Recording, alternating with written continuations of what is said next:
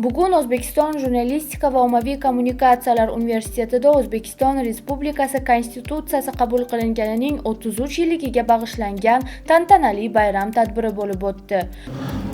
Bu sohasi ko'tarilgan. O'qishga kirish uchun juda ko'p sharoitlar bor. O'zbekistonda o'zida 200 dan ortiq oliy o'quv yurtlari bor. Talabalarimiz bugun dunyoning eng oldin universitetlarida o'qishyapti. Dunyoning eng oldin universitetlarida. Endi bugun gap shundaki, bugun yoshlarimiz anglash kerakki, fuqarolik jamiyatini qurish bu shu fuqarolarning o'zining qo'lida.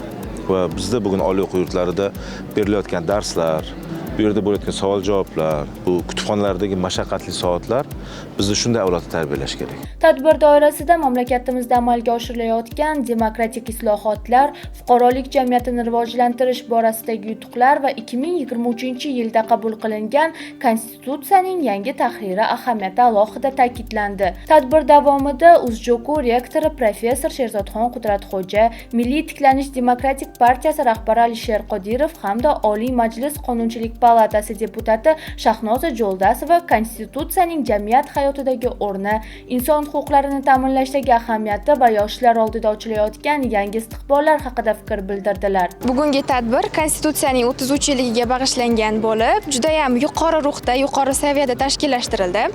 Tadbirga alohida mehmonlar taklif qilindi. Har bir mehmon o'z kasbini ustasi, aynan Konstitutsiyaga, qonunchilikka hamda davlatchilikda o'z o'rniga ega bo'lgan shaxslar bo'lib, bugungi tadbir orqali biz talaba yoshlarga o'zlarining barcha fikrlarini, ma'lumotlarini, tavsiyalarini berib o'tdilar. Tadbirning badiiy qismi ham tomoshabinlar uchun unutilmas bo'ldi. Harbiy orkestr ijro etgan qo'shiqlar bayramga ko'tarinki kayfiyat bag'ishladi. Sahna ko'rinishlarida esa jadid bobolarimizning ma'rifiy merosi, konstitutsiyaviy qadriyatlar va bosh qomusimiz yaratilish jarayoni badiiy talqinda namoyish etildi.